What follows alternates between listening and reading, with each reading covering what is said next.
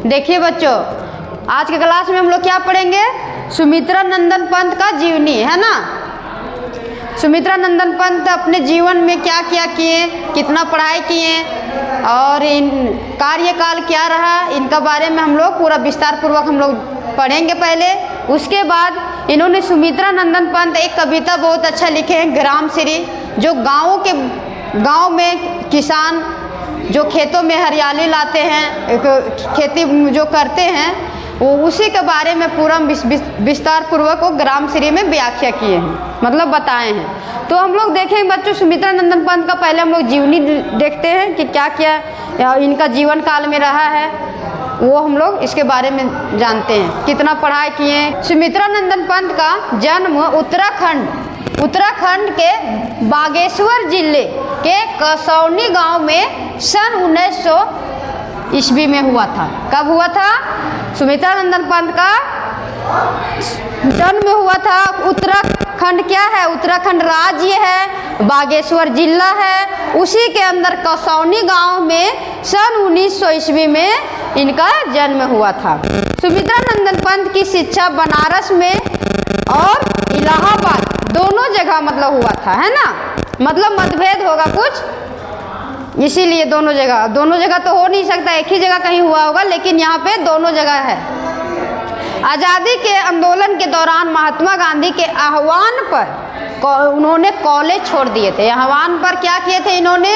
College छोड़ दिए थे। आंदोलन के दौरान महात्मा गांधी के आह्वान पे इन्होंने कॉलेज छोड़ दिए थे, है ना।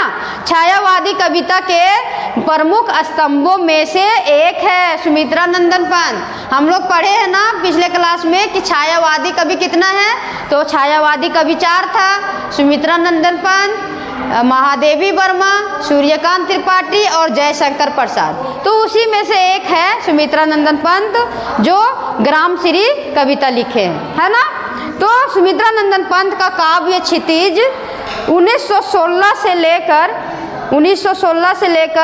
1977 तक फैला है ना।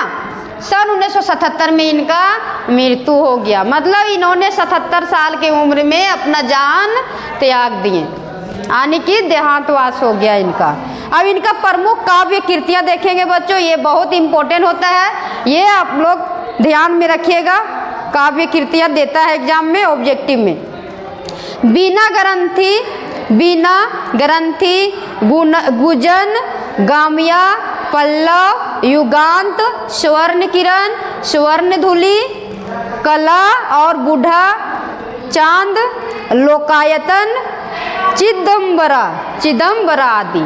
तो बच्चों ये सारा काव्य कृतियाँ है प्रमुख, ये आप लोग ध्यान में रखेंगे और ऑब्जेक्टिव में हो सकता है आप लोग को मिल जाए कि सुमित्रा नंदन पंत का काव्य कृतियाँ कौन है। तो इसमें से कोई एक नाम दे देंगे और 4 रहेगा ऑप्शन, 4 में एक रहेगा सुमित्रा नंदन पंत का कृतियाँ और 3 बाकी दूसरा रहेगा। तो आप लोग को पहचानना रहेगा, तो ये याद रहेगा तभी ना पहचान पाइएगा बच्चों, इसीलिए ये काव्य कृतियाँ हैं, सो ध्यान में रखिएगा।